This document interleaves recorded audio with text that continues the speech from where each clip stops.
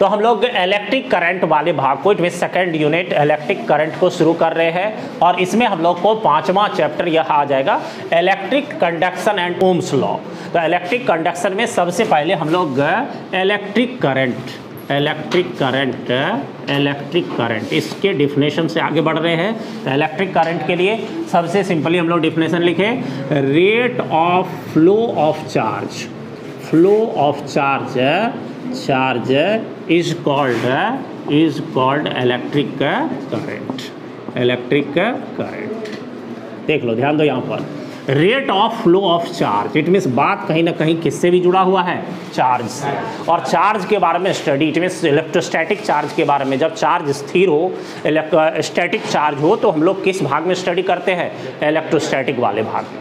तो यहाँ पर फ्लो ऑफ चार्ज की बात हो रही है और rate of flow of charge is called electric current. उसके बाद हम लोग देखें तो इलेक्ट्रिक करंट डिनोटेड बाय, इसको जो डिनोट किया जाता है वो किससे, आई से, कैपिटल आई से, डिनोटेड बाय आई। अब हम लोग अगर आगे बढ़े, यहाँ पर ध्यान दें तो जो डिफिनेशन हम लोगों को है कि electric current flows through any cross section of conductor, electric charge flows through any cross section of conductor in 1 second. It means 1 second में जो चार्ज का मैग्नीट्यूड फ्लो करता है कंडक्टर से, उसको क्या कहते हैं, इलेक्ट्रिक। ये भी एक डिफिनेशन है। तो इसका मतलब यहाँ से हम लोग को डिफिनेशन मिल जाएगा। डिफिनेशन क्या मिल जाएगा, देख लो। अब कंडक्टर में जो चार्ज का फ्लो होता है वो 2 सिचुएशन में हो सकता है। पहला, जब धारा स्टडी हो, स्टडी का मतलब हो गया अस्थाई, मतलब उसका मान प्रत्येक क्षण नहीं चेंज कर रहा हो।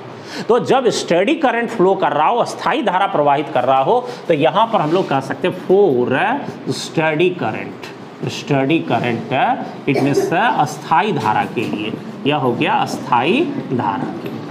अगर धारा अस्थाई हो तो इसके लिए हम लोग कैसे कैलकुलेशन करेंगे, उसको ध्यान से समझिए। ये हो गया।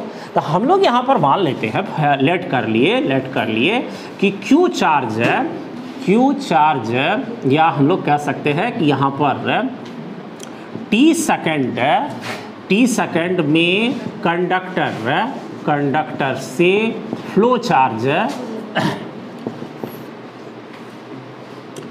करने वाली चार्ज हो गई, करने वाली चार्ज कितना हम लोग मान लेते हैं, यहाँ पर कितना हो गया, क्यू।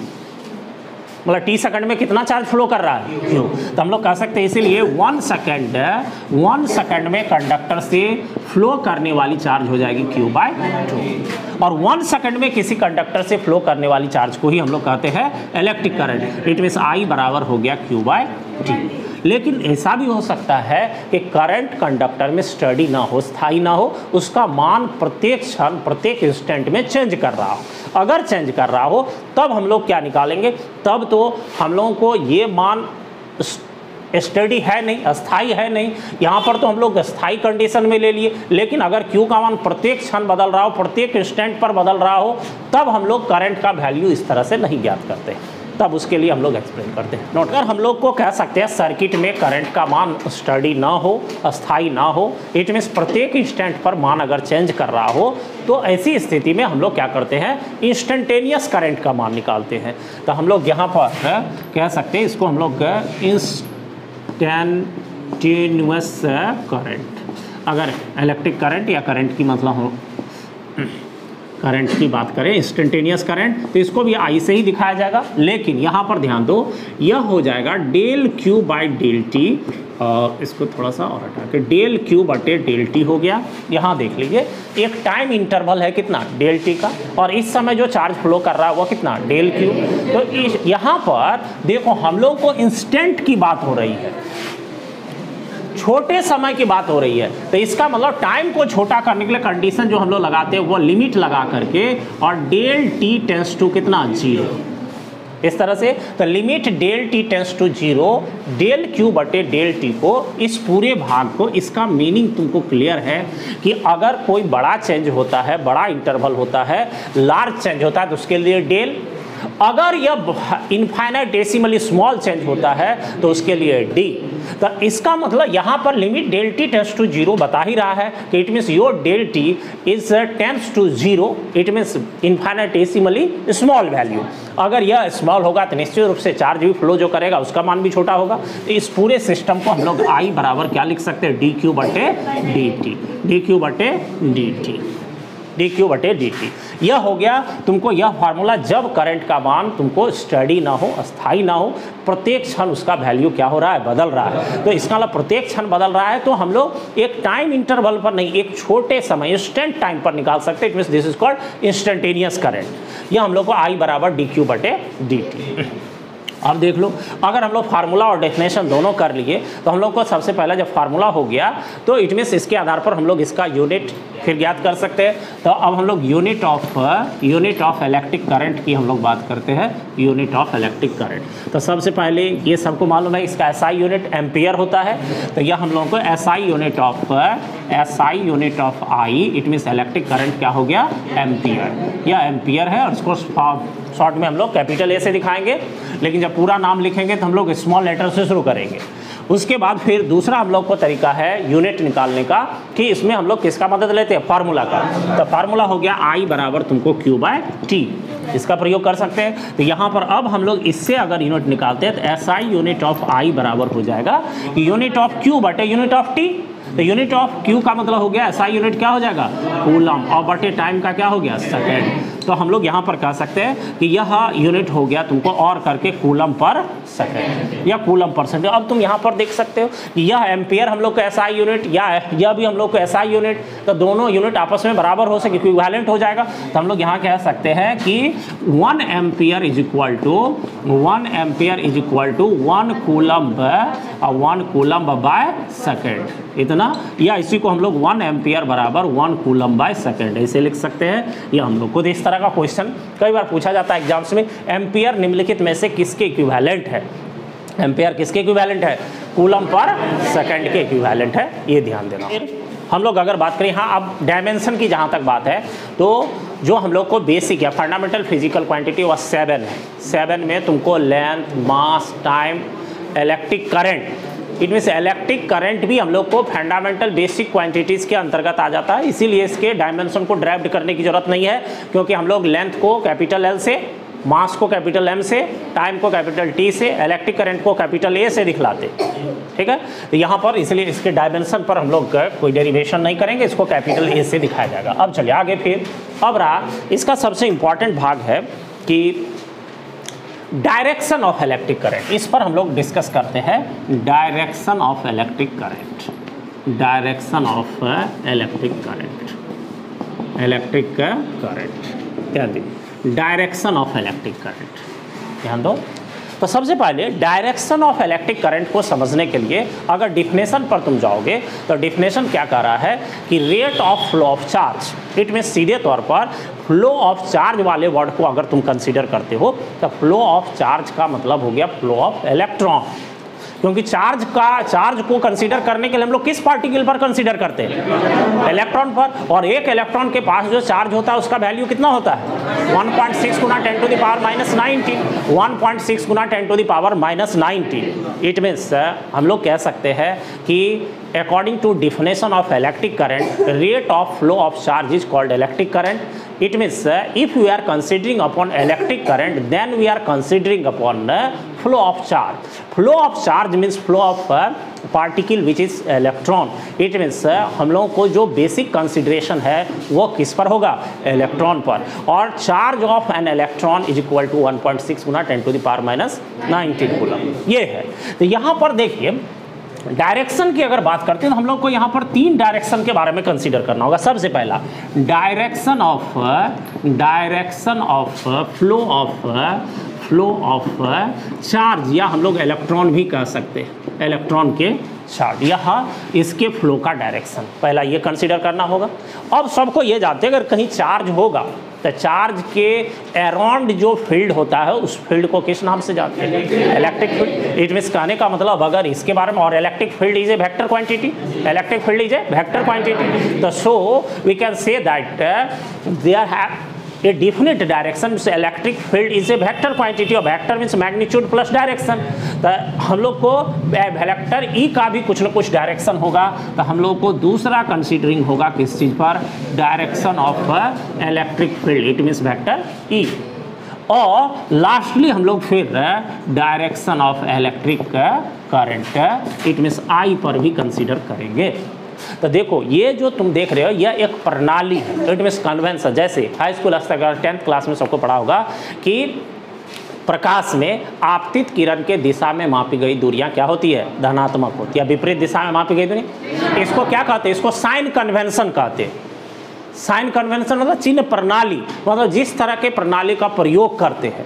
तो यह हम लोगों को कन्वेंशन है इस तरह के डायरेक्शन का प्रयोग करने का।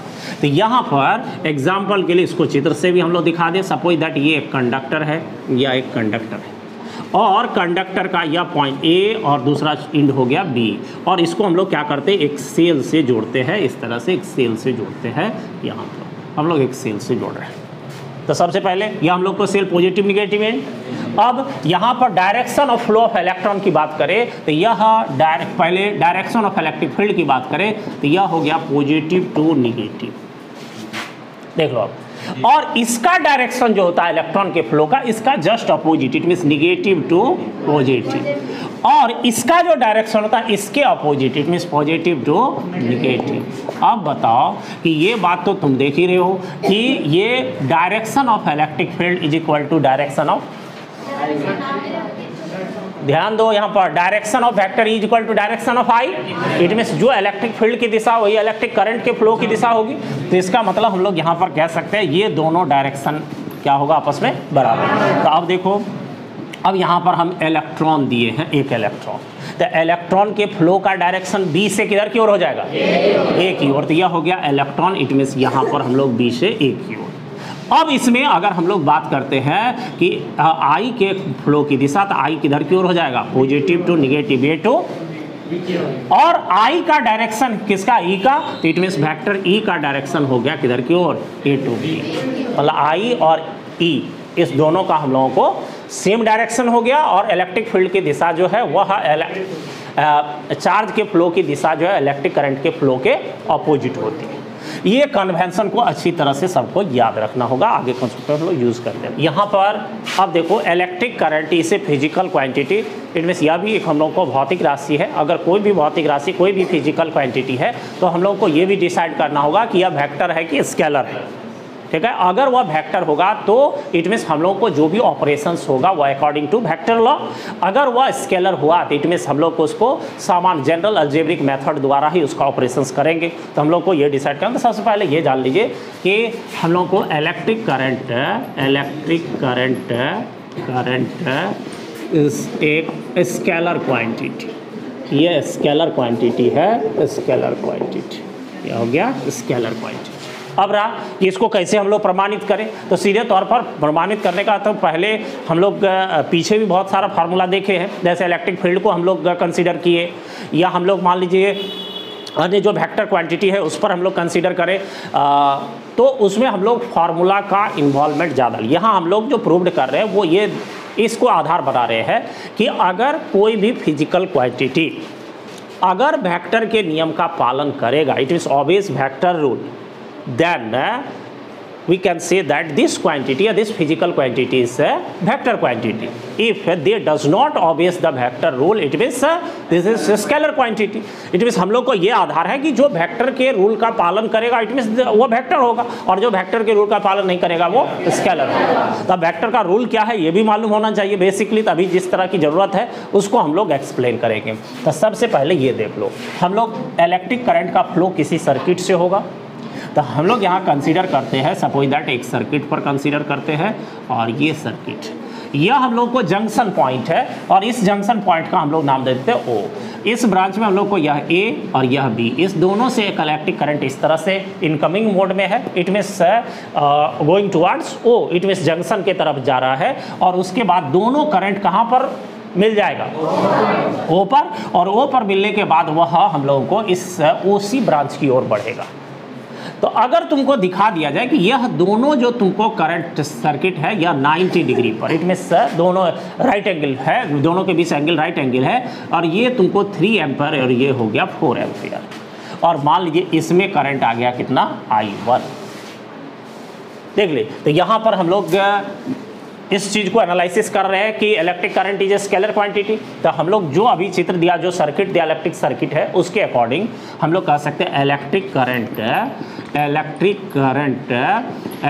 करंट इन ब्रांच OA बराबर कितना हो गया 3 एम्पियर। उसके बाद फिर तुमको इलेक्ट्रिक करंट इन ब्रांच हम लोग कह सकते हैं, इन ब्रांच कौन सा, इन ब्रांच हो गया तुमको OB बराबर कितना 4 एम्पियर। अब देखो दोनों यहाँ पर इनकमिंग मोड मतलब हम लोग देख रहे हैं flowing towards O, it means junction point, तो दोनों यहाँ पर आके मिलेगा, और मिलेगा तो उसके बाद जो ऑप्शन इसके पास होगा, इट मीन्स जो ब्रांच होगा उसके तरफ यह बढ़ेगा, तो यहाँ पर दोनों मिल करके आगे बढ़ेगा और यह I1 धारा देगा। तो इसका मतलब ये दोनों का रिजल्ट किस रूप में प्राप्त हो रहा है, I1 के रूप। तो ये दोनों रिजल्ट अगर वेक्टर के अकॉर्डिंग प्राप्त होगा तो वह it means electric current vector quantity हो जाएगा। अगर यह वेक्टर के नियमानुसार नहीं प्राप्त होगा तो it means this is a scalar quantity. तो हम लोग यहाँ पर देख लेते हैं, तो यहाँ पर पहले वेक्टर का रूल लगाते हैं। तो अकॉर्डिंग टू यहाँ पर लिख सकते हैं according to vector rule, vector law, vectors law की हम लोग बात करते हैं। तो अगर वेक्टर लॉ की हम लोग बात करते हैं तो वेक्टर लॉ के अकॉर्डिंग अगर दो हम लोगों को राइट एंगल पर हो तो इसका जो रिजल्टेंट वैल्यू होगा इट मीन्स वो I1 यह रूट अंदर हो जाएगा 3 का स्क्वायर प्लस 4 का स्क्वायर। वेक्टर के रूल के अनुसार तो यह हम लोगों को हो जाएगा रूट अंदर 9 प्लस 16 बराबर हो गया रूट 25, इट मीन्स बराबर कितना 5, और ये क्या हो गया 5 एम्पियर। ठीक है, अब देखिए 5 एम्पियर यह I1 का वैल्यू आया। अब हम लोग बात करें कि लेकिन ये 5 एम्पियर करंट होना चाहिए किसका, I1 का। तो अकॉर्डिंग टू हम लोग कह सकते हैं according two vectors rule, vectors law current in branch OC will be कितना 5 एम्पियर, 5 एम्पियर होना चाहिए। चलो पहले यहाँ तक क्लियर है। अकॉर्डिंग टू वेक्टर्स लॉ इसमें हम लोगों को वैल्यू कितना आना चाहिए 5, पर यहाँ पर कह सकते हैं, लेकिन प्रैक्टिकली जब इसको ज्ञात किया गया, कैलकुलेट किया गया, तो प्रैक्टिकली यह जो है वह 3 + 4 इट मीन 7 एम्पियर ज्ञात किया। तो हम लोग कह सकते हैं, बट हम लोग कह सकते हैं practically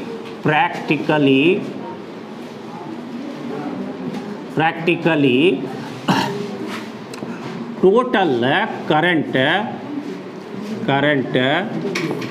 in branch, practically total current in branch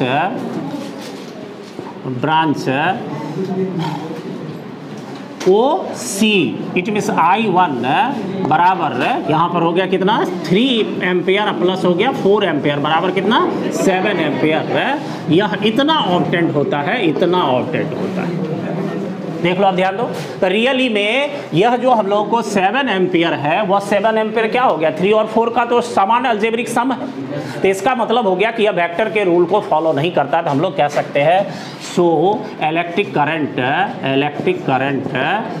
या सीधे कह सकते हैं इलेक्ट्रिक करंट does not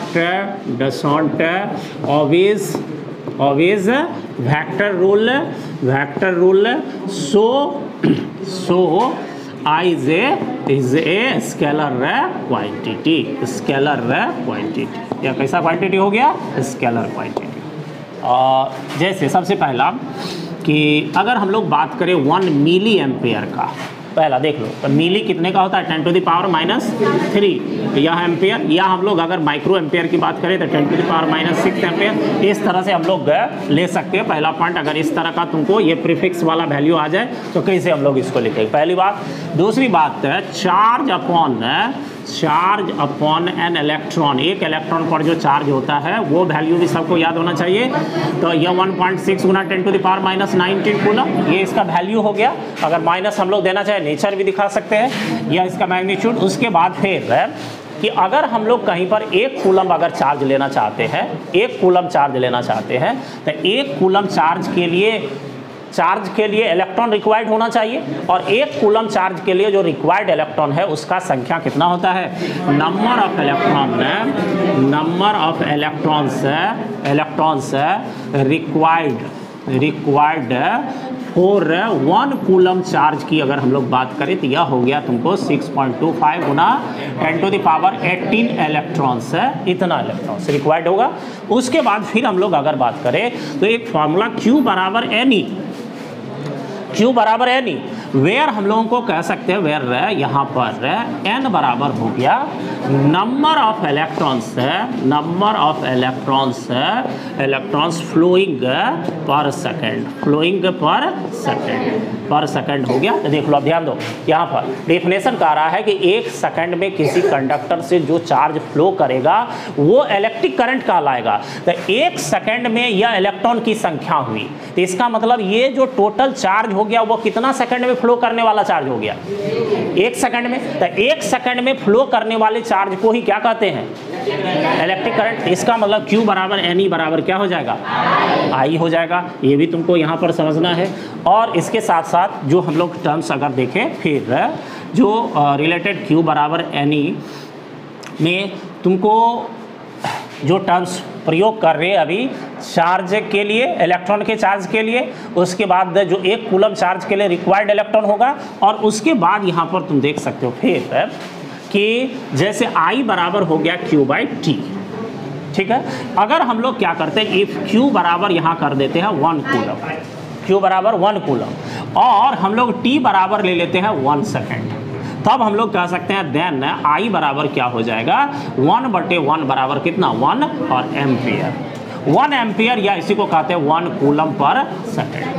तो देख लो यहाँ पर 1 कूलम इलेक्ट्रिक करंट का तुम डिफिनेशन बना सकते हो कि अगर किसी कंडक्टर से 1 कूलम चार्ज 1 सेकंड तक फ्लो करता है तो इट मीन्स उस कंडक्टर में इलेक्ट्रिक करंट का वैल्यू कितना एम्पेयर कहलाता है, 1 एम्पेयर कहलाता है। तो अगर तुमको यहाँ पर क्वेश्चन दे दिया जाए कि यहाँ से क्वेश्चन इसके ऊपर लिख सकते हो, question define 1 ampere electric current, 1 ampere electric current को डिफाइन करे, ये क्वेश्चन दे करके इसको तुम यहाँ पर एक्सप्लेन कर सकते हैं। तो ये सब कुछ पॉइंट है तुमको जो कि अभी रिक्वायरमेंट होगा आगे सॉल्व करने के लिए। तो लास्ट में सबको नोट कर लीजिए, फिर यहाँ से आगे बढ़ेंगे हम लोग नेक्स्ट क्लास में।